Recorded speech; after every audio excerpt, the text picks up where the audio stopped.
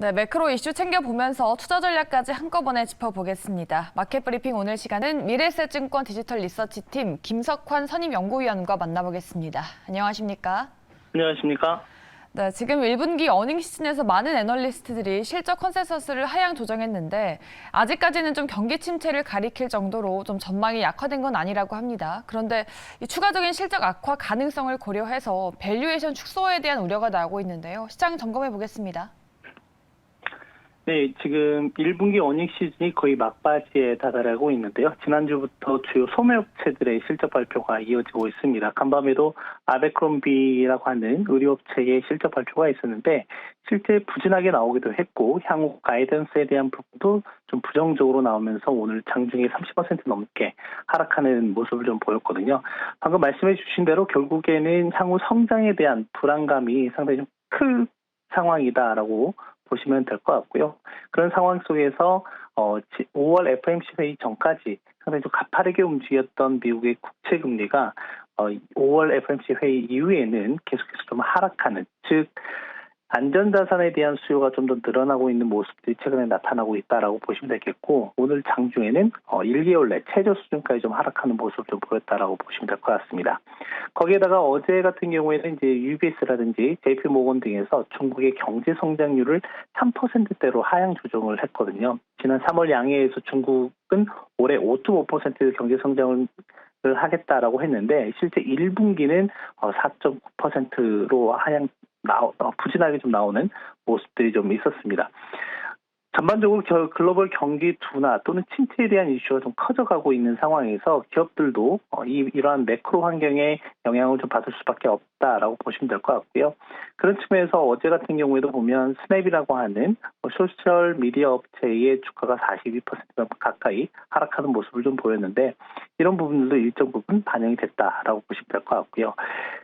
특히 지난밤에 나왔던 미국의 4월 신규주택 판매 동향도 보면 시장 예상을 크게 좀 하회하는 부분들이 향후의 경기에 대한 우려감을 좀 키운 게 아닌가 생각이 됩니다. 네, 이제 연준의 통화 긴축이 종료될 때까지는 시장이 계속해서 충격을 받을 거라는 걸 전제로 하고 투자 전략을 좀 구성을 해야 될 것 같은데요. 전략 한번 짜볼까요? 네, 일단 당장은 내일 정도, 그러니까 우리나라 시각으로는 내일 새벽 3시에 5월 FOMC 의사록이 좀 공개가 될 예정이기 때문에 여기에서 연준의 향후 긴축 방향이라든지 전체적인 흐름들을 파악할 수 있을 것으로 예상이 되고요.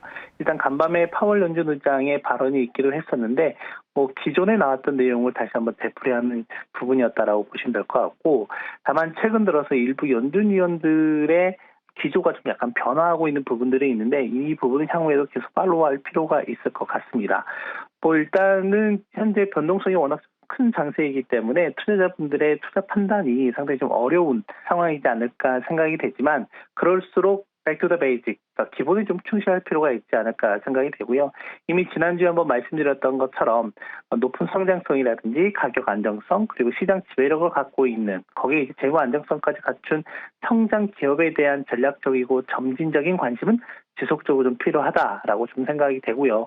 또 하나는 저희가 엔데믹 이후에 경제 재개에 따른 서비스 수요에 대한 회복이 지속적으로 관심이 커갈 거기 때문에 그러한 부분도 좀 보시면 좋을 것 같고, 최근 일주일 사이에 나타난 변화 중에 크게 두 가지가 있는데요. 하나는 유로존의 유럽 중앙은행인 ECB 같은 경우에도 통화 정책 정상화 기조를 밝혔기 때문에 당분간 달러 대비 유로화 강세가 좀 이어질 가능성이 높다라고 하는 것. 그리고 또 하나는 에너지 쪽에서는 원유보다는 천연가스 쪽이 좀 더 타이트한 수급 영향으로 인해서 가격이 지속적으로 좀 강세를 보일 가능성이 높다라고 하는 부분이고요. 마지막으로 달러의 약세가 좀 전환이 된다라고 하면 물론 그 폭은 크진 않을 것으로 보고 있습니다. 그렇다라고 하면 대체 안전자산으로 볼 수 있는 금에 대한 관심, 이런 부분들은 실제 제가 인플레이션 해지라든지 경기 둔화에 대한 방어적인 전략 차원에서 접근할 필요가 있다라고 생각이 됩니다.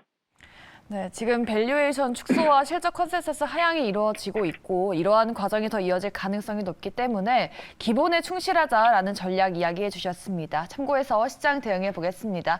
마켓 브리핑 들어보셨고요. 오늘 함께한 분은 미래에셋증권 김석환 선임연구위원 수고해 주셨습니다. 말씀 고맙습니다. 감사합니다.